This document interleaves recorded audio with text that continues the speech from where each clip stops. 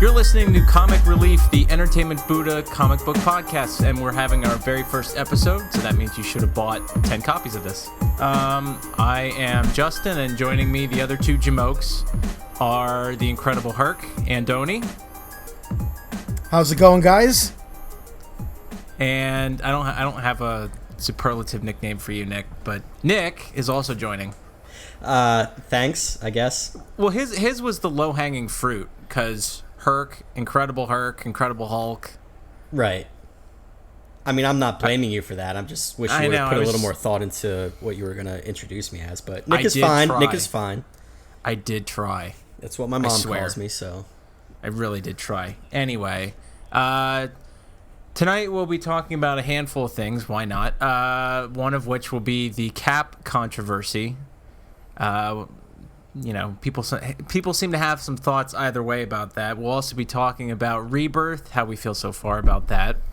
We have more data now. And then we'll also be touching upon Civil War II, Marvel's newest event, and you can tell by the way I'm saying that.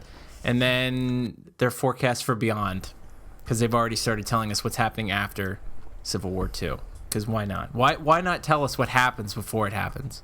And then we'll also remember the time that Nick dug a big lagoon in the Tanner's backyard and filled it with water because he was obsessed with Gilligan's Island. Awesome. That was awesome. That was way too far down the rabbit hole of a reference. Anyway. Yeah, sorry. I missed it. So, Captain America. What is the Spark Notes version? Captain America is young again. So there's that. And then at the beginning of issue 1 of Captain America, Steve Rogers, which is the official indicia, Captain America, the splash on the last page is Captain America saying, "Hail Hydra." Hail Hydra. Hail Hydra. So Nick and I always say, go for it. No, go ahead. I was going to say, we always say Hail Hydrox. I think that's funnier. Yeah. I'm surprised nobody did that. Well, I mean, that was from Spider-Man. Miles Morales said that, didn't he? Or no, he did. He was trying to think of Hydra, and he was like Hydrox, and then you're right, he did say that. That was like, oh, that's funny, Hail Hydrox. And then coincidentally, the next day, you texted me and said, "What are those Oreo knockoff cookies called?" And I responded, "Hail Hydrox." I found those at Walmart. I was like beyond surprised. You didn't expect them at Walmart? Well, I was talking to the guy at the comic store, and he said those are only available in, like, somewhere in the New England region. I didn't know they were that specific. I mean, my grandmother used to get them when I was younger, so I don't know if they've limited their market since then or what, but definitely not the same as the classic Oreo. What did you eat at Grandma's? Ribbon candy and Hydrox. Cardboard versions of Oreos. Ribbon candy, a thing of the past. Do they even still make ribbon candy? I know when I had a paper route, somebody for Christmas gave me a box of ribbon candy. I didn't know what to do with it. I didn't know what it was. Was your paper route last year, or no? It was like. Can you imagine if you still had a paper route though? Hey, sometimes I need some. You know what I use my walking around money for? Comic books. I hear you. And Pokemon cards. I saw someone outside my house earlier playing the new Pokemon Go game, which seems interesting. I've been hearing a lot of people getting on that. I never got into Pokemon, so I haven't jumped on that bandwagon. I caught a Squirtle in my bathroom. Nor have I. It's I'm familiar with what it is, but it looks like this new game is very interactive, where they were physically outside walking to a destination within our neighborhood. So it seems worth looking into. Perhaps we could talk about that one down the line, since I know Entertainment Buddha also, focuses heavily on video games and whatnot. So this is basically just like an exercise app. It's getting people out, walking around, getting exercise, catching Pokemon. Yeah, seems like it's almost right. like a live RPG. That's about it. It's a Trojan horse for getting people to actually get outside. There you go. Anyway, we've dovetailed, but that's okay. Cap- It's good conversation. So back to the Anyway, back to the happens. Hell Hydra. Hail Hydra. So I'm going to be up front. This was spoiled for me because the internet has a big problem, keeping its big fat mouth shut. So I couldn't even read the book. Ironically, I made it through Rebirth, the first one shot of Rebirth, without finding out the surprise ending. But as such, how do you feel about this revelation that Cap has, been a Hydra agent all along? Wink. Wink, yeah. I mean, now that issue 2 came out, it does seem like what these guys were doing, was deliberate. And, the whole shock and awe factor. Definitely issue 1 did that, and if there was going to be a twist where they kind of brought it all back, I didn't expect it so quickly in issue 2. Personally, while the artwork isn't bad and all that, it just seems like too gimmicky for me, so it's I don't hate it, but I'm not necessarily excited about it. I'll give it maybe until issue 3 or 4. Issue 2 wasn't even all that great, to be honest, in my personal opinion, but definitely I think worth holding on to another issue or 2 to see where they keep going. Nick Hershey and the people who are Nick Spencer, the ones who are heading this one up. Nick Hershey's writing this. Is that what you're doing with your spare time? Yeah, just side throwing Cap into the Hydra bed and causing a stir. Is that your pen name, Nick Spencer? You've you know what? I wasn't gonna reveal it till later, but news is out. Spoiler. Oh, I guess we should. I guess I should have prefaced with saying spoiler. We're gonna talk about things. So, yeah. Buyer beware. Yeah, but like you said, I mean, most of the big pow of this Captain America thing, it's already out there. It was in issue 1, the whole Hail Hydra on that last page, like you said, and again, it seems a little gimmicky, especially with a character like Captain America who has a deep and rich history with America and defending freedom. I don't know. Just seems like it. I mean, they're running out of ideas. Did you get any emotional feeling about it? I mean, it seems like a lot of people, well, the people that are writing in, so there's that survey bias. But I mean, did you have like an emotional reaction like everybody else did that wrote in? I think so. Initially, after issue 2, when you see Captain America pushing one of the good guys out of an airplane or a chopper, whatever it was, it just didn't look good. Again, it seems like it's short-lived, that the Red Skull is, has an evil plot in the background with the whole cube, this mystic cube, cosmic cube, but I just personally didn't think that it was necessary. Like, surely there are other ideas but again, I also keep in mind, this also launched the news, that is, purposefully, I think, on the day that the DC Rebirth was taking place, and that's worth noting. Oh, that was completely deliberate. They always have to do something to one up, take the to take the steam out of DC sales. Because I mean, Rebirth, everybody loved it.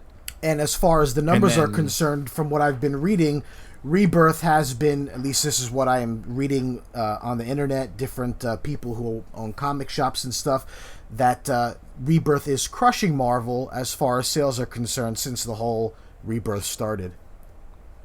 Yeah, it's gonna be interesting to see what the what month are we in? What the June sales numbers are, because those aren't out yet. But it's gonna. I mean, at least for the orders for like next month or something, it's like a complete DC stomping. Yeah. And then it's like the hip hop variant for one of the Marvel books is on there. Interesting. But I mean, those are popular. But I guess the real question is, did you read Assault on Pleasant Hill, the Avengers Summer Jamboree thing? I did not. Okay. Because that's the hard... I mean, I understand why they did the gimmick in this book, because you've already got the Captain America flagship book with Sam Wilson, so you kind of, for people that aren't going to want to pick up 2 Captain America books, you kind of have to make a reason to make them want to read it. I guess that's the main reason why they do the gimmick. But then the second thing is, if you read the Avengers story, Pleasant Hill, I mean, this whole thing was like telegraphed from the get-go. So it's one of those things that I know the day that it came out, I had like a 10-minute conversation at the shop that's like, I know exactly where they're going. I know what's going to happen. Right. And then it did, so. But Do you think they should have let the whole Captain America Hydra agent thing carry on a little bit longer than 1 or 2 issues?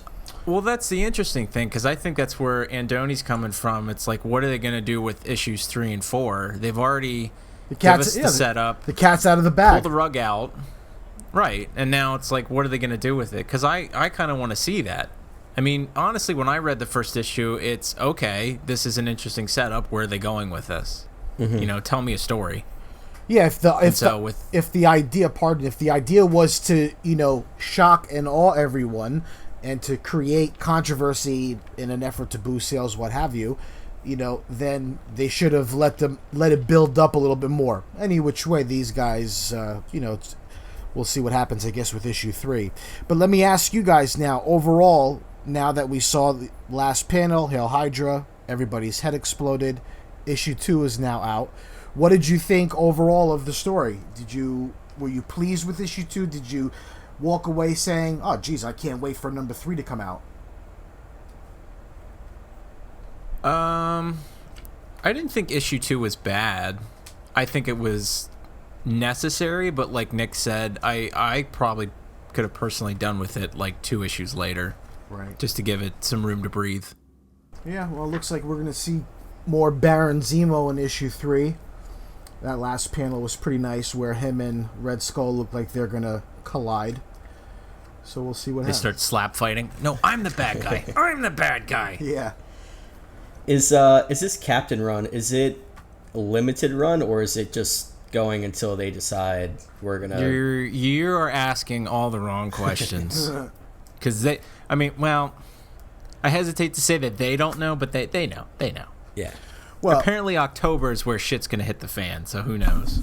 As in what way? Well, they've already started trickling out the new books that are coming, presumably starting October. Okay. I don't know the fate of the Captain America books, though. They haven't yet touched on those.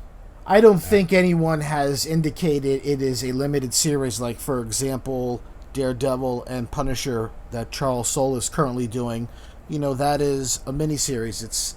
I don't know if it states in the inside cover or not, but usually, they let you know if it's going to be 4 issues or 6 issues. Like Civil War, we were talking about earlier. I believe with that thing's got so many spin-offs, but the core Civil War 2, I believe it's 8 issues, if I'm not mistaken, right? It's 8 if it's 0, 1, 2, 3, 4, 5, 6, 7. Okay, yeah, I forgot about 0. So, anyway, I think it's supposed to be 8 issues, but then there's thousands of spin-offs.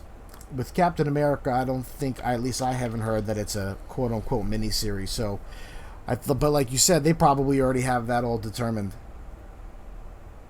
There's no Civil War Hindsight Lad tie-in, which is disappointing. No, it's like the... which one was it?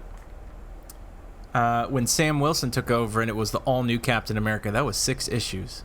That sucked. Yeah, because I jumped in on... because it was 6 issues. I jumped in on that, and 6 issues later, they're like, oh, we're going to basically reboot this and kind of start over.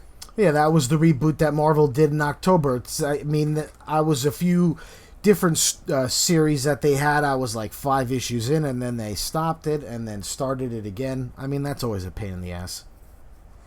Well, I get the feeling that that's going to also happen again. So, we'll see.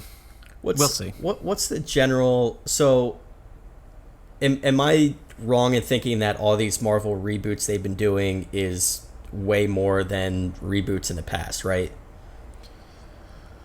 Like, are they doing Okay. it more frequently than they have in the past, just to try Okay. and boost sales or generate interest, or what? Well, are you sitting down? Yeah. Do you have a drink? Can't you hear my creaky chair?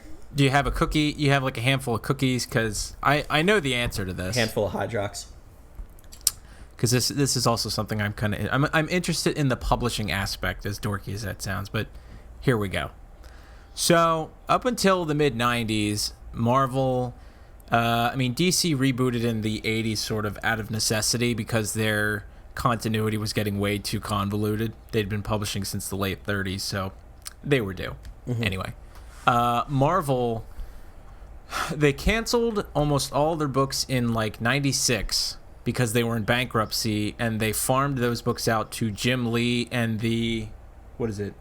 Is it Image? Whatever.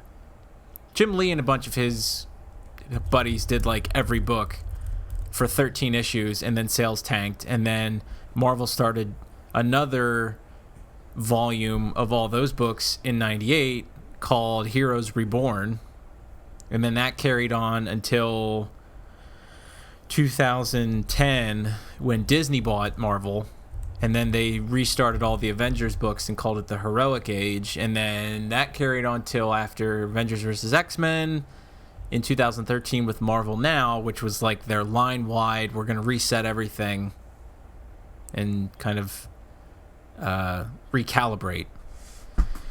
Unfortunately, then they did, what was the second one? All New Marvel Now, and then All New, All Different Marvel Now, and now Marvel Now. When? Now. But that's then. Yeah, I think the next one's rolling. The next one's rolling out in the next in the fall, if I'm not mistaken. Right there, bringing Marvel Now back. Yeah. So essentially, they gave All New, All Different Marvel Now like 1 year to breathe, because that's when it started last October after Secret Wars. Okay. To answer your other question, the economics behind it is that you have a new number one, which sells like a buttload of copies, and then number two sells fewer, 3 sells fewer than that, and so on and so forth. So if you don't let it get to a high number, you don't sell a prohibitively low number of copies. 20,000 is like the unofficial arbitrary mark that books start getting canceled. But essentially, comic shops and the like, they see the drop after issue 2. They say there's this giant drop after 2. But, I mean, you get all the variants for number 1, people buying number 1 for speculators. You get number 2, maybe people are still not sure about it. And then 3, it's kind of like if you're reading the book, you're on. Otherwise, everybody's out. So that's their strategy. They feel like they keep rebooting. They'll just keep sales high. And I mean, I guess it lets them do a couple of different things. Like they get to have new characters as the hero, as we'll probably touch on a little later. They can make Captain America a Hydra agent, or believed to be one. Or Iron Man to be a 15-year-old black girl, which is also the new change. And I mean, this is a topic for a different day, but it just seems like rather than venture out and create new characters, they just are unable to take the dollar signs away. So they say, oh, well, let's take a guy that's been around forever like Iron Man and do something, again, all about shock and awe. I don't know. It's interesting. But it's one of those things, too. I mean, like you bring up Iron Man. Iron Man, Tony Stark himself doesn't have superpowers. It's his brain and his technology that he has that allows him to, build the Iron Man suit, right? And become a crime fighter. So in that sense, and then you have Rhodey, who basically steps into, War Machine? Yeah. And become, a second Iron Man, so to speak. So that, you can kind of see other people kind of taking the mantle. But like you said, who that is or how they go about doing it is what inspires kind of the shock or the abrupt change. Yeah, and it just seems like, there could be more creativity. Why not venture out and create new characters? It's nice and refreshing, like, briefly, see some of these other indie comics and stuff like that. Got this other book that I'm currently checking out by this indie company, and it's sometimes refreshing to just read something new as opposed to taking something else and slightly repackaging it, 15, 20, 30 years. I don't know why they're just not. There's more of an effort to create new characters, at least from the big publishing companies.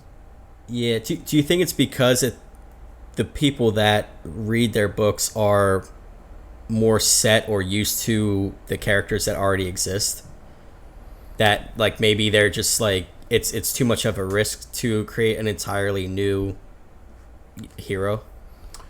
I think that those people that you're referring to are the folks that want certain characters that were created by a Jack Kirby and a Joe Simon, and for it to be not so drastically changed where, like, for example, some of the people who were upset about the whole Hail Hydra thing, it was because, Hydra is an organization that has its roots in Nazism, and Captain America was the complete opposite of that, So again, we see now in issue 2 that, there's a little bit of a gimmick going on here. But rather than take these characters that have been around for so long and then continue to manipulate to a certain degree, why not just leave them alone and continue them to be what the fans have wanted and grown to love about that particular character? Leave that rather than manipulate it. And if you do want to change it and make the character a female or something to that effect, just create a female character then. You know what I mean? I have no problem, like Valiant did a wonderful idea where they took a girl by the name of Faith who was pleasantly plump and they made her a superhero. I think that's a fantastic idea. That's the creativity that I'm talking about, rather than change something that someone else created to go with the times. Just create something like a female superhero that doesn't fit the traditional sexy big boob, sexy physique kind of a mold like She-Hulk. She's got this beautiful Sports Illustrated body. They went the complete opposite way, and that's kind of what I'm getting at. I think with her though, you can tell a lot of interesting stories with the Faith character that you haven't. You can tell new stories because a lot of it's always, even with the male superheroes, it's kind of like they've always been these chiseled physiques, but now it's kind of like average Joe. Yeah. Scott Lang, too, Scott Lang. I mean, to Marvel's credit, they did make up this character, but it's essentially they're just. I think swapping in this new character feels arbitrary only in the sense that she's not rooted in the Iron Man. I mean, they just essentially said, oh, this girl that we've only had around for 3 issues is going to be the new Iron Man. I mean, that feels kind of cheap. When they brought in Sam Wilson, it's he's been his buddy for how many years. When they bring in Jane Foster to be Thor, I mean, that's a reasonable pick. I mean, she's rooted in the Thor mythos. This other girl, she's been around for like 3 issues. I mean, granted, she hasn't been fleshed out yet, but part of the allure with Tony Stark is that he's a flawed character. So there's interesting stories you can just milk out of that. True. But to that point, they've also announced a second sister. Well, not officially, but they've sort of half-handedly announced that there's going to be a second Iron Man series called The Infamous Iron Man. Do you know who the Iron Man's going to be in that one? I do not. Dr. Doom. Really? Pretty looking Dr. Doom. Did you see that Marvel Now stupid puzzle thing they made everybody solve, where it's like the two groups of people on either side? I did not see that. No.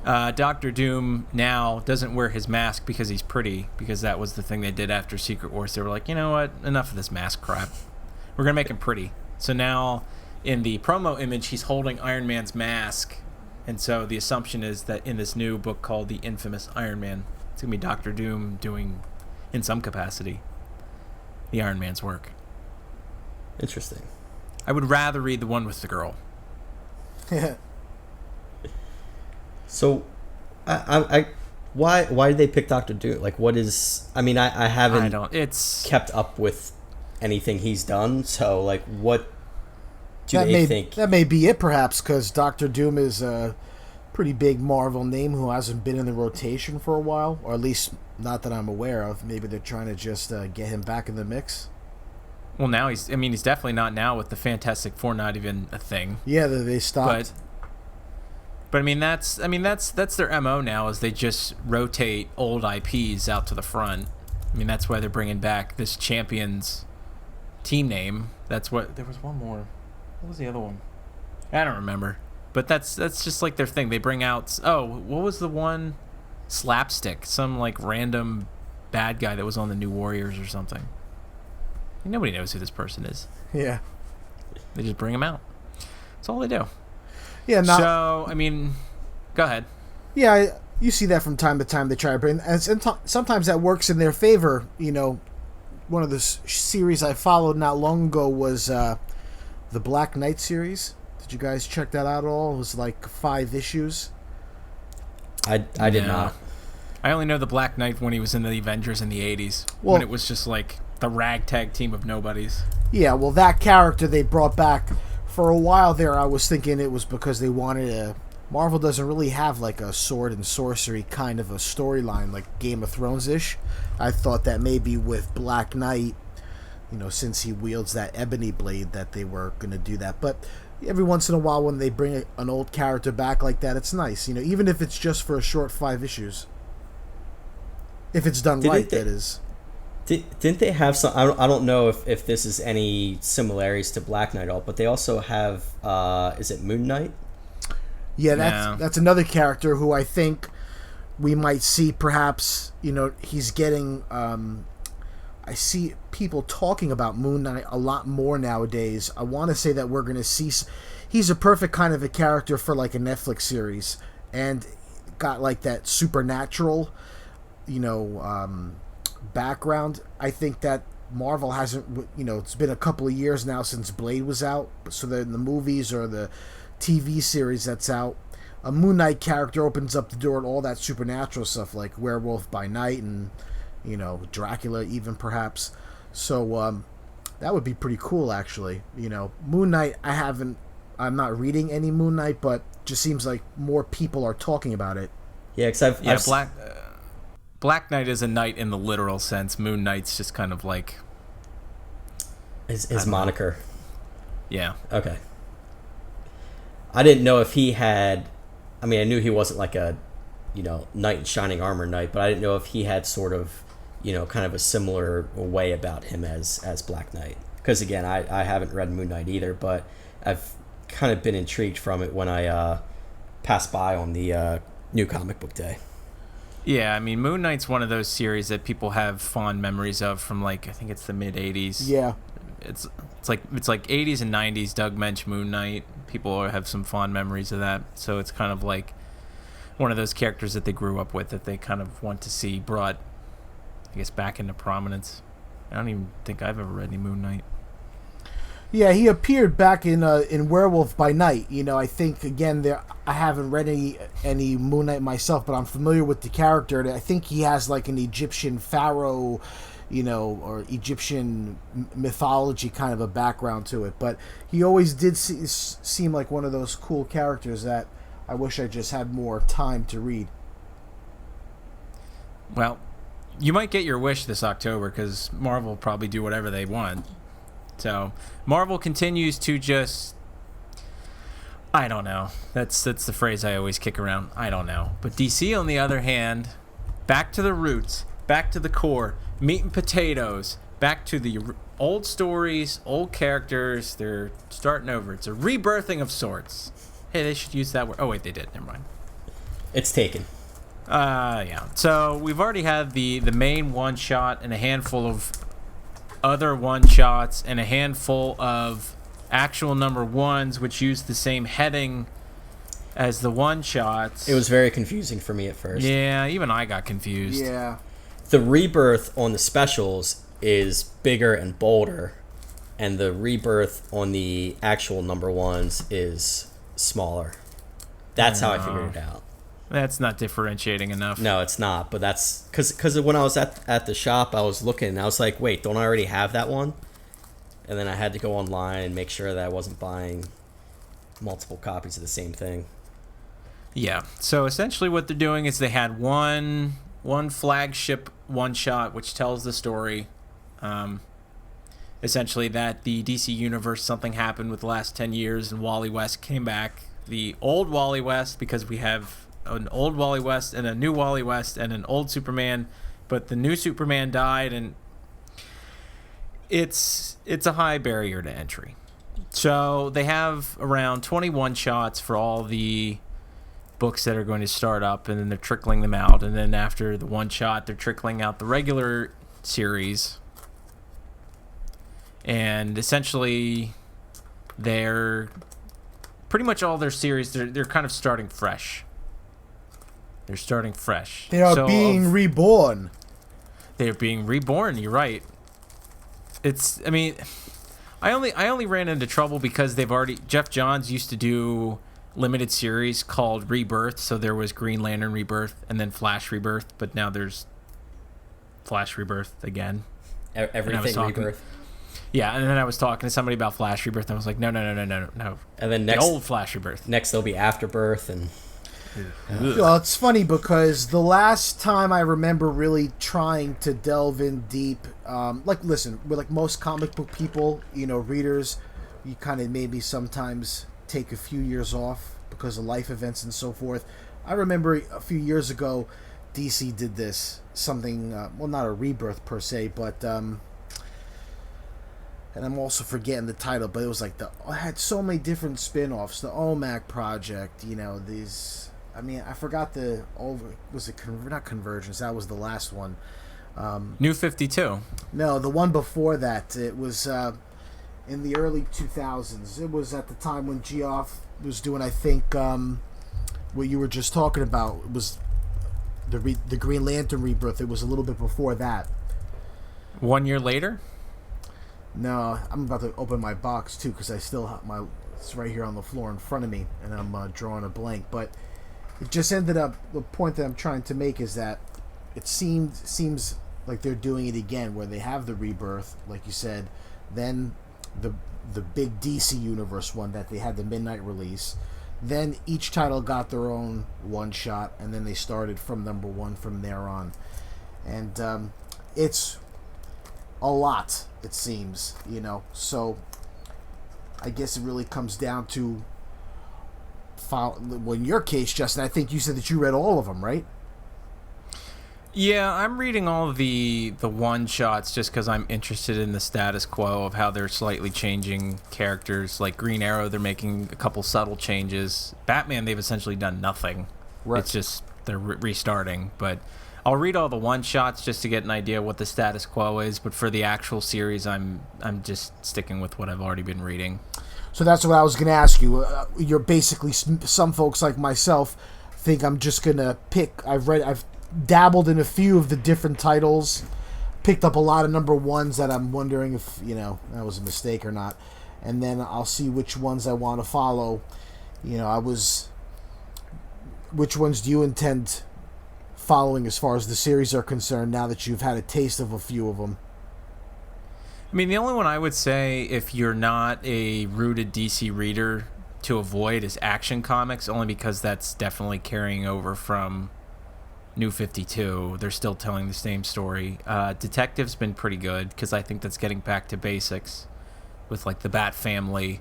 Flash, I don't think has been fleshed. Batman's okay. It's Tom King, so he wrote Convergence, which was awful, and he wrote, what did he write? Omega Men.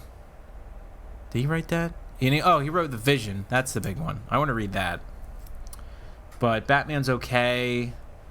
Justice League, they just had the one shot, and it was pretty boring. And then Green Lanterns, I think issue 1 was all right. I haven't read number 2, but I think that's also trying to get back to basics because after Jeff Johns left, what was that, like 2 or 3 years ago? I mean, the Green Lantern books kind of fell got really off. Weird. Yeah. Well, I mean, I've only been reading Green Lantern since the New 52, so I don't have a sense of. I didn't go back and read older stuff, but it just, from listening to other people and just from reading it, it definitely doesn't seem like a typical. The later New 52 definitely didn't seem like typical Green Lantern book. Yeah, the Geoff Johns Green Lantern stuff from I guess it was the early 2000s, if I'm not mistaken. Those were good. And when I I feel like you as well. The Batman was just, I read the first Rebirth and the number one, and I'm not sure if I'm going to follow that one. I got excited because I like David Finch's artwork, but, well, at least Finch started with number one, but the Rebirth one-shot, he wasn't one of the artists. But I like Detective Comics. I thought that was great, and I think that's one of the ones that I'm going to continue to follow. Like that they kind of brought Clayface onto the team, though. That was an interesting choice. He's a question mark at this point, it seems. Wild card. A wild card. I mean, I like what they're doing so far. It's just they had to do it because Marvel's absolutely killing them. And I assume in June we'll see a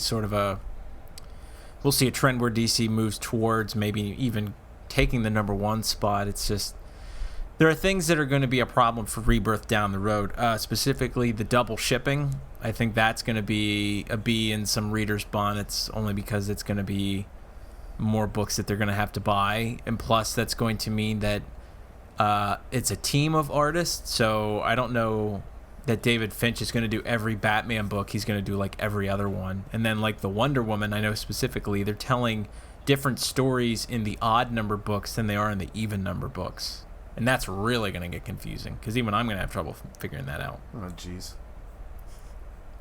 So I mean, I guess, do you think that most readers are going to are you guys okay with a book that ships twice a month? I'm already pissed off at Marvel because they already sort of do an accelerated shipping schedule. One book, 1 month. That's the norm. Make comics great again. That should be your presidential platform.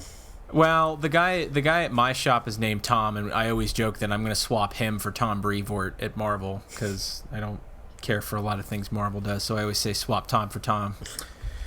As far as these books and when they come out, I mean, I always am conflicted because, being a dad, working a job, having, a second child on the way, when the series start to go forever, I feel that it loses me. I don't know, maybe it's because I'm getting older and life just seems to be a little bit busier. I like miniseries. Anytime. The fact that I've been reading a lot of Marvel, Star Wars, the fact that Darth Vader comes to an end at issue 25, even though I have been enjoying that series very much, I'm glad that it's coming to an end because I'm looking, like we were talking the other day, I'm looking to trim my pull list. And I could see with this DC Rebirth, while I right in front of me have this huge stack of number ones and one-shots, I think I'll maybe just stick with one or two titles. And if they come out once or twice a month, I don't know. As long as my preference is that I know that it's going to come to an end at issue 6 or 12, that's when I'm happiest. As I like just limited series, mini-series. That's where I'm kind of at right now. Yeah, I know the flagship, the foundation books are definitely twice a month, like Aquaman. I don't know why we're going to have 2 issues of Aquaman a month, but like other books, the Teen Titans, that's once a month. I think Justice League, I don't remember. I forget. But I mean, some of them are twice a month, some of them are once a month, and like I like when a comic company just tells me what the hell the series is. Is it 6-issue limited? Is it an ongoing? Just tell me what it is. Yes, don't be so ambiguous about it. Yes, I agree.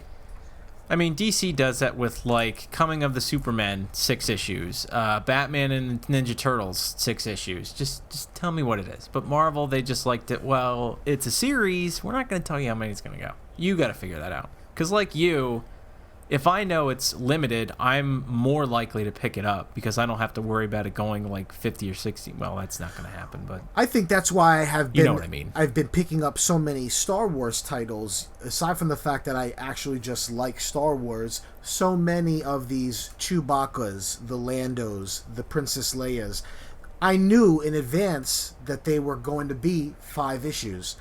And so that was great because you get to enjoy a nice story, especially if it's done right. Anything that Charles Soule is doing nowadays, I feel like it's worth reading. And he did a few mini series, and as soon as I see those things, I get happy. And I'm like, my guys at my local know that, the Star Wars miniseries, they just put it on for me. I don't even have to ask. But I guess with other titles like the Civil War we were talking about earlier, you don't know what the hell is going on as far as the 6 issues, 12 issues, whatever. Yeah. I mean, as far as doing things right and doing things wrong, I like that DC has made every book $2.99, which is another bee in my bonnet with Marvel, because let's be honest. Oh, you don't like paying $4.99 cover price? Well, I don't like paying $4.99 when it's 22 pages of story and they tell you it's 40 pages, which I didn't realize that was a thing. So I started counting all the Civil War books that are $4.99. I started actually having to count story pages just to make sure.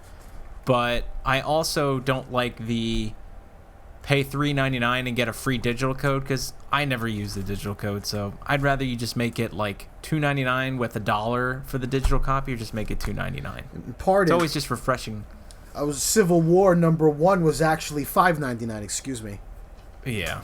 Well, that's because they said they had the premium metallic something covers. Is that like the covers they use for the Death of Wolverine series? Like kinda a little thicker, felt a little more. Yeah, it's like that heavier sort of cardstock. Yeah. Other than that bullshit self cover they use on every other that you like have to worry about scuffing. That tissue paper. Yeah, that's another. That's not even gonna worry about that. Anyway, Marvel, make all your books $2.99, because I'm more likely to pick up a DC book because I know it's $2.99. So you're going back to your twice monthly thing. Now, granted, I'm not picking up as many titles as you, so that doesn't bother me as much. I actually kind of like. It bothers me. I actually kind of like it, because right now the only DC Rebirth comics I'm reading are Batman and The Flash. So to have only 2 that are coming out twice a month, it keeps me a little more interested in it, because I know, like, oh, this happened here. I only have to wait, 2 weeks for the next one. And it kind of, now, granted, again, I'm only reading two of these books, from DC. But I mean, for someone like you who's getting a ton of them, I could see how that's gonna add up and obviously stack up too. Well, but I mean, that's what they're looking for. They're looking to pull in somebody who's only picking up a handful of books to say, hey, it's twice a month. You have more reason to go to the comic store now. But I mean, it's going to be a problem when the art starts to suffer or the books get delayed, which they're already having problems with. I think it's like the Superman book. They've already had to bring in a fill-in artist. My hope is that 6 months down the road... This guy drawing stick figures and... Yeah, pretty much. And then it's like, they have like just captions like explosion, double splash, but they don't actually draw it in. My hope is that in like 6 months they switch to 1 book a month, because they've taken back them. I mean, the only reason they're doing it is because Marvel does it and they have to do it in order to catch up with the market share. End of story. It's the only reason they do it. Yeah. So hopefully if they take back some of the market share, they can just sort of ease off the gas pedal and just go to once a month and just do quality stories. But that's all speculative. Justin, are you a sucker for the variant covers like I am? I'm really not. I'm a boring cover A kind of guy, except if it's like a really cool homage cover. Like one that I wanted to get was they did a bunch of the Marvel Lego ones, and they did one where it was the Hulk, where it's that classic which book is it? It's like his first giant size or something, where he's holding up the numbers. Yeah. That's if it's an homage to something I might, but otherwise it's just give me the regular, because I get so many books, it's like I don't have time to worry about it. Yeah, as far as the Rebirth stuff is, I got pretty much the stock covers for most of them, or I took whatever my guys had. But the only variant that I really went out of my way for was that Michael Turner variant for the Batman #1 from Aspen Comics. Did you guys see that, with his cape being kind of slightly purple and him standing on some pointy mountain? It was pretty cool, but that was really the only variant that I went out of my way to get. Yeah, I'm like Justin. I'm not too much into the variant stuff unless it's a really, something that really kind of pops out, catches my attention. But I mean, there are times where I'll get my stack of weeklies. I'll see that they pulled, the B or C cover for me, and I'll go to the shelf and see if they have any of the A covers, hiding behind it. But yeah, for the most part, I'm usually just kind of a run-of-the-mill cover A kind of guy. Cool. But speaking of great variant covers, I know you've been saying that you've really enjoyed the Civil War II variant covers where it's the old style boxing. Oh, yes. Yeah, Frank Cho did. That's actually the reason why I picked up Civil War II, because, like I was alluding to with the whole miniseries stuff earlier, the other turnoff with Civil War is that it seems like all these other side titles tie in, and that always just, it seems like it gets a little crazy and confusing. But the Frank Cho variants, they had like an old boxing poster kind of a feel. One of issue 1 had Iron Man, the Golden Avenger, versus Captain Marvel, leader of the Alpha Flight, and it kind of has like a promo poster feel to it. So I saw the second one and I bought that as well. So we'll see if they do a number 3, but I only got one copy of those. I didn't go nuts because now these variants, they do get out of hand. Like the new Frank Miller Dark Knight 3 issue 1 had like 40 or 50 different artists do variant covers. It was just crazy. I know one was it 1,001 or 5,000, something ridiculous. I think that might have been the Jim Lee one. I think you're right. But I mean, if they didn't have these fancy variants, would you have picked up Civil War II to begin with? Honestly, did you have an interest in the story? I did not. The sole reason why I picked up issue 1 was because I saw the variant cover and I was like, wow, that's pretty badass. And then when I saw the second one, I saw that there was a theme going, and then also hearing some chatter on the internet about it, I said, all right, I'll give it a go. But as of now, I can't say that I'll be following this until the bitter end. Yeah, I mean, the first Civil War, there are opinions as to its quality, but it was definitely a seminal moment for Marvel. I know it brought me back to, I sort of haphazardly picked up books when I was younger and had walking around money with my paper route, but the first Civil War was the one that kind of got me more interested in comics because it was a sort of a novel idea that it's heroes versus heroes. And like the first Civil War, in which they're fighting about the Superhuman Registration Act, and Civil War II, they're fighting about an inhuman named Ulysses because he, how do I say this? He can predict the future. He sees possible futures. Okay. And so the idea is that something happens in the opening book that puts Iron Man on one side and Captain Marvel on the other side, and essentially one group says we need to use this Inhuman because we can stop catastrophic things from happening, and then the other person says that the things he sees are not absolute and they only put us in harm's way and things happen. That was relatively spoiler free. I'm pretty proud of myself. Well done, my friend. Well done. But as we were talking about earlier, this book kind of sucks. It's a lot of talking, and I don't feel like the conflict is like, I don't feel that there's any meaning towards it. The conflict from Civil War, the first one of Cap versus Iron Man, there's history between them, and then with the actual thing that they're dealing with, there's weight to it. It means something. Let me ask you another question. Do you think that this might have been better, since what you're saying, the history of Cap and Iron Man in the first one, that perhaps a better idea for Civil War II would be Captain Marvel versus somebody else? Elevate someone else to that level other than Tony Stark and Iron Man. Your thoughts? Would it made a difference if they used someone else other than the mainstay character? Right. Yeah, with Iron Man and it all feels just sort of so arbitrary. I understand why Iron Man has the feelings that he does, and it makes more sense in the books, but it all just kind of seems arbitrary. You could have the Captain Marvel, I guess. It would have been nice to see sort of a fresher take on it instead of them just regurgitating old books like they did.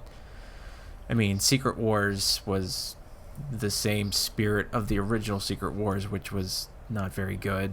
but Civil War 2, it's kind of like they're just doing it just because they had a movie coming out. Right, that's the other part that I was thinking, like, oh, well, the movie's doing so well, let's run another Civil War title. Yeah, I mean, pretty much you can tell some of their publishing decisions based on when the movies come out. Like, I'm sure when Thor Ragnarok comes out, we'll have something relating to Thor, and then Avengers Infinity War, whatever it's going to be called, I'm sure we'll have some change in publishing or a book to go with it. Right. That's what they're doing. The Age of what is it called? Ages of Apocalypse or whatever the X-Men crossover is. That's terrible too. But they figure, well, we got a movie coming out. Well, somebody has a movie coming out. Let's milk this cash cow. Was that movie any good? Very boring. What really? movie? I almost fell asleep. X-Men Apocalypse. Oh, yeah, that got some pretty mixed reviews. I didn't see it, to be honest, but a lot of folks hated it. But then I saw some other folks that were like, hey, I don't know what all the criticism was about. It was actually pretty good. So, unfortunately, I can't give an opinion on it because I haven't seen it, but definitely seemed like one of the Marvel, bottom of the barrel compared to what we've had so far this year with Civil War and Deadpool. I think X-Men Apocalypse was more toward the bottom of that with regards to success. Yeah, well, I mean, it's like it doesn't stand out in terms of the other X-Men movies. First Class is probably the best of that three, only because it's the most unique and it's sort of the most, I guess, fresh, to reuse that word. Is X-Men in the film world, are they still under the 20th Century Fox umbrella? Yep. Okay. All right. Maybe that's part of the problem. Could be. I mean, it appears to be the problem for Fantastic Four. Well, that was the problem with Deadpool. I mean, Marvel secretly wanted Deadpool to tank just so that Fox would have reason to jettison the whole mutant, whatever they actually have control over. Yeah. But Deadpool did not tank. No, not at all. Did the antithesis of that. Now that's why we have 15,000 Deadpool books. Yeah. Yeah. Especially ones that are $10. And with the amount of, with the news of the Cable coming in the second movie installment, I believe I've noticed on the shelf of my local a Deadpool Cable series that came out. Oh, yeah. But I'm not reading that. Wow. I mean, Cable was also on that promo poster I mentioned earlier. He's on the one side, so I'm sure they'll do something. They'll bring him back. He's been... When was the last Cable thing? They haven't decided on an actor to play Cable yet, have they?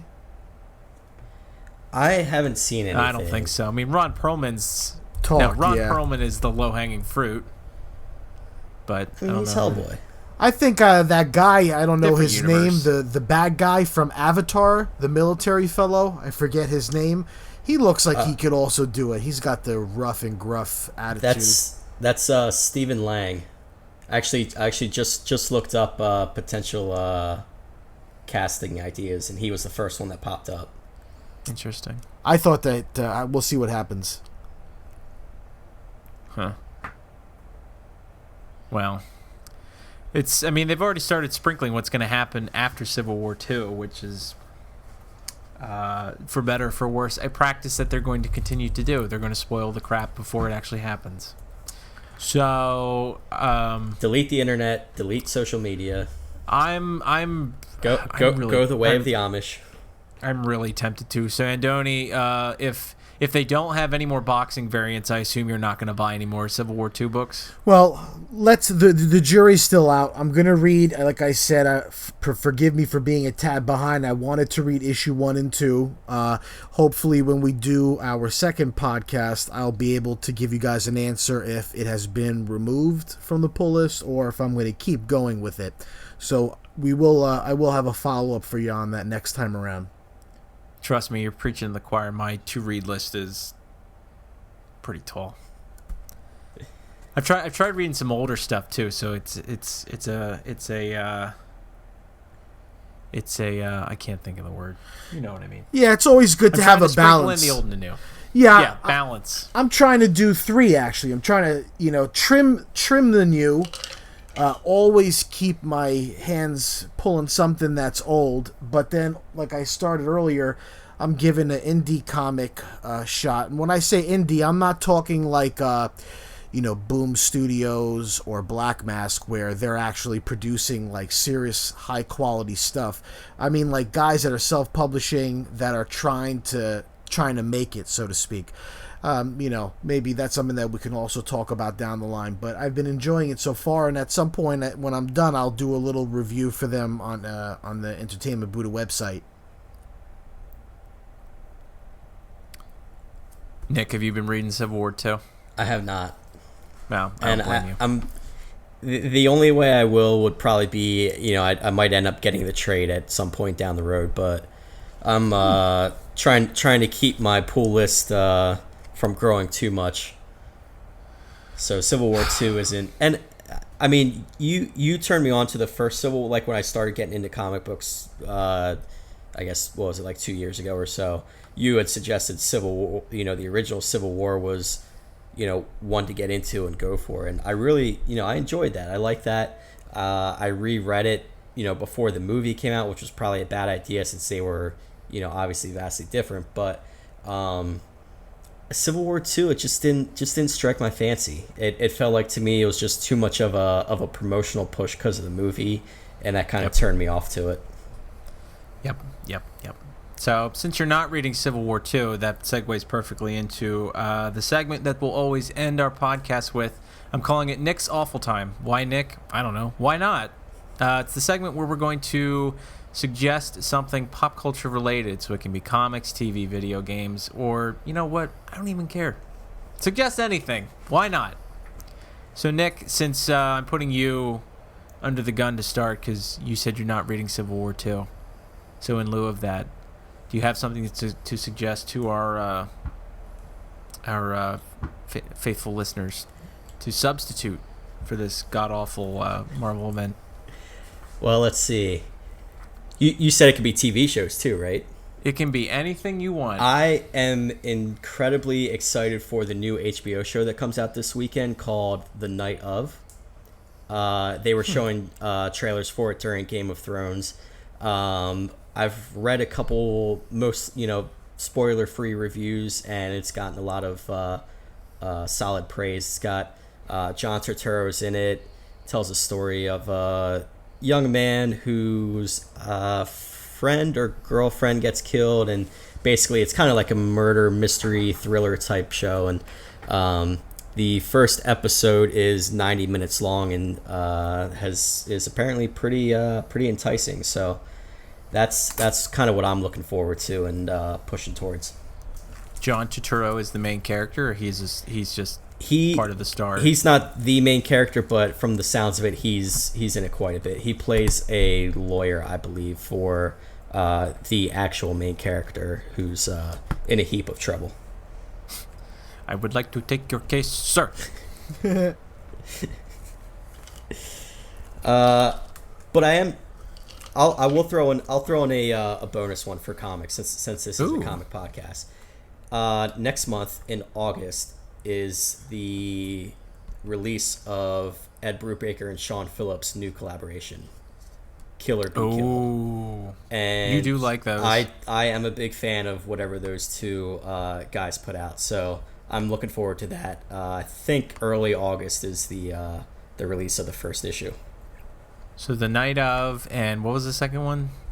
The book, the Ed Brubaker book? Kill or Be Killed. Kill or Be Killed. Andoni. Yes. What say you? Do you have something not so awful? Yeah, not so awful. Like Nick said there just a second ago, since this is a comic podcast, I guess a piece of news that would be worth sharing with folks happening this month is going to be the one-day showing for The Killing Joke, which was a very popular comic book in 1988 by Alan Moore. And I forget the artist's name, pardon. But I believe this month, July 25th, it's an event that's being done by Fathom Events. And again, it's a one-day showing, July 25th. The animated series, the movie, it's going to have the old characters that did, Kevin Conroy, who did Batman, and Mark Hamill from Star Wars, who did the Joker. So that's also worth keeping in mind. I definitely would like to check that out. I'm definitely gonna have to keep my eye out for that. That's gonna be pretty rad. Yeah, and it got a solid R rating too. Yes. As it should. As it should for to be true to story, I guess. Have you seen a lot of those DC animated movies? Well, I do remember the Batman animated series that Mark Hamill did in the 90s, I guess it was. Was it the 90s when that early 90s when we first were all introduced to the now ever popular Harley Quinn. That animated series was fantastic, and definitely remember enjoying a lot of issues as a kid, Killer Croc and, Batman fighting and all that stuff. So it was, but as far as any of the movies are concerned, unfortunately, I haven't dabbled into many of those. But this one I will. Which one? The only one I've seen was called Gods and Monsters, where they took the Trinity and put some of their villains in as those characters. So for Batman was the Man-Bat. Superman, it was actually General Zod. Well, I mean, it's sort of like the bad guys doing good, but they're still kind of bad. It was pretty cool. A little hard to explain. But for my suggestion, I'm going to take that alley-oop from you and suggest everybody watch the Superman animated series, which was around the same time as the Batman animated series, but obviously for Superman. I think that series excels in being one of the best representations of what Superman is. I mean, I started reading Superman. I picked up the New 52 books, but then I started way back at the reboot from, and I can't remember his name. Why can't I? John Byrne, the John Byrne reboot back in the late 80s. I started reading from there, and Superman's now one of my favorite characters, and I think that the animated series has one of the best representations of Superman. Not quite up to there with Lois and Clark. I'm not being serious. Dean Cain is always the greatest Superman. Well, now he's Supergirl's dad. Yes. Oh, that's right. Oh, adoptive father. Same thing. That was kind of cool that they brought him back into the mix. Yeah, I mean that was a nice gesture to bring him back. And now she's back on CW, so he wasn't doing anything, so yeah, exactly. He was showing up to Comic Book Men for Superman's birthday or whatever. Who do we got? We can get Dean Cain. He's not doing anything. Just farting around. I used to watch that all the time. I think I did too. I don't remember it though. No, I remember one. Sherman Helmsley was the Toy Man. That's the only one I remember. Oh, yeah. That was so random. I don't know why I remember that. I just remember Terry Hatcher was in it. Terry Hatcher. Were you guys a fan of the Spider-Man animated series from the 90s? It's funny you mention that because there's a lot of those that are on either Hulu or on Amazon. And I started watching the Spider-Man one because I didn't when I was younger. I don't know why. I don't think I was ever up in time for the cartoons. It was just like, whatever. I missed it. I'm not going to get invested. The only superhero cartoons I remember watching back in the day were like Teenage Mutant Ninja Turtles, obviously, and I used to watch the X-Men cartoon. Turtles was my number one, of course, but yeah, I used to catch the X-Men cartoon from time to time.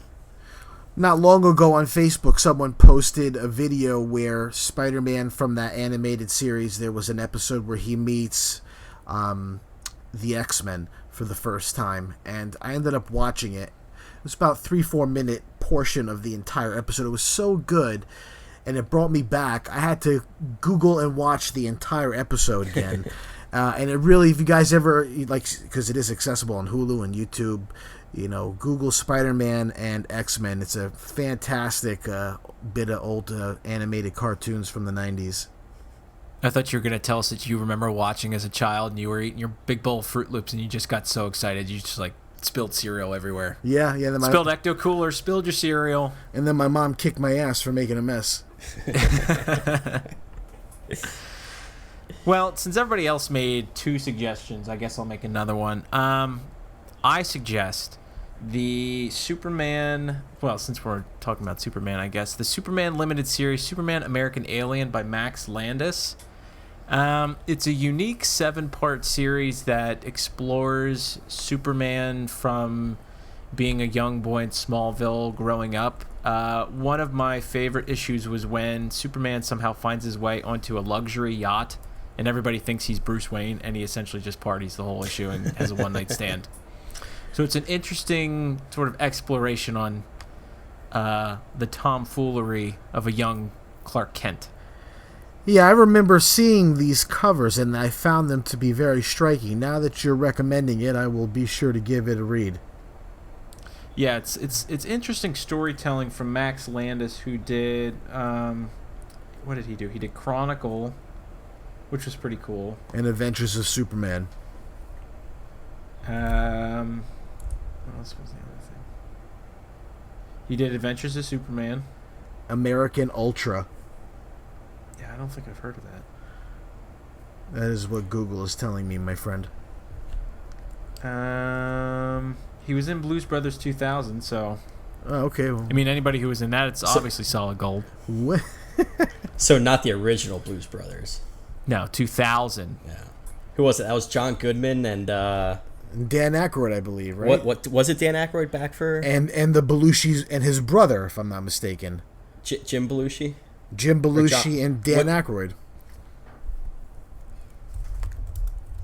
Well, clearly we didn't watch it. I mean, we love the original one. Yeah, the original one's the one. I hear fingers tapping away. If only we had hindsight, lad, we'd know the answer to this. Yeah.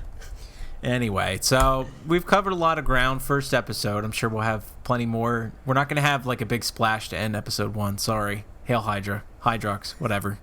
But we're definitely going to keep talking about comic books as long as this train stays on the rails. But, Andoni, I know you've got a couple of things to plug. I do? Is that with a question mark? Yeah, I wasn't aware. Was I supposed to be plugging anything? Well, I mean, you've got your YouTube videos that you. Oh no! Well, I'd like to plug Entertainment Buddha. I've been writing. Well, that's a given. I mean, I've been writing since January, and I've been enjoying it. So what I would like to plug is any of the Entertainment Buddha readers out there. If you happen to see an article that has my name associated with it, please give it a read. Please share it. I love comic books, but I also enjoy writing. So I'd like to plug my writing. Please read it. Thank you very much. Yeah, only Andoni's name. Everybody else. No, well, of course, you guys are all great. You know, definitely. I've enjoyed becoming a part of the Entertainment Buddha team. Well, we're happy to have you aboard. Well, since Andoni won't do it, I'll plug his Herc Collects Comics YouTube channel. As a comic book connoisseur myself, he talks about a lot of things, and I'm also interested. And he also shows off his pretty sweet book. So. Win-win. Thanks very much. Yeah, I was gonna say, Andoni, you do follow you on Twitter. You do have a nice collection of classics that you like to post pictures of from time to time. It's cool to see some of those graded comics that you have. Yeah, that's a little bit more of a newer hobby. I've been doing that only the last 3 years, but there are some books that I've picked up in that time, that are graded, and slowing down now with the baby on the way. I have to kind of put the brakes on that, but my prized possession that I picked up this year, or I got graded, I should say, this year, was Amazing Spider-Man 129, the first appearance of the Punisher. That's currently my pride and joy. Crown jewel. Yeah. Do you have that in a case with like lasers guarding it? I do. I have a sharks tank around it. It's just got it back, actually. It's another topic for perhaps the next episode, the CGC cases. There have been a lot of controversy with the new cases that they rolled out. I've got the first set, and then after they had to tweak it, so that actually just came back the other day, but we'll save that one for another episode. That was a good tease for future episodes. What is he going to say about these CGC cases? I don't know. You got to tune in. You'll have to tune in. Nick, do you have anything to plug? I mean, we always do, but... Yeah, I mean, just the typical, like Andoni said, check out entertainmentbuddha.com on a daily basis. at EntBuddha on Twitter and Instagram. We're trying to hit all the major social networks. And yeah, that's pretty much it. Watch The Night Of if you have HBO. Let's all give that a go and have a Twitter conversation about it. Sounds That's cool. fair. I'll do that. After Nick suggests I make a hard left and suggest you go to entertainmentbuddha.com. Why? Because we make you a better geek one post at a time. You can find this podcast. You can find Andoni's writings. You can find a whole lot of stuff that has to do with anything geek. So entertainmentbuddha.com. Better geek one post at a time. Awesome. Nick, take us out. I do it on the other one. You can do it on this one. Shut it down. Shut it down. Oh wait, you use that one. We'll have to figure something out. That's the end of that chapter. Ooh.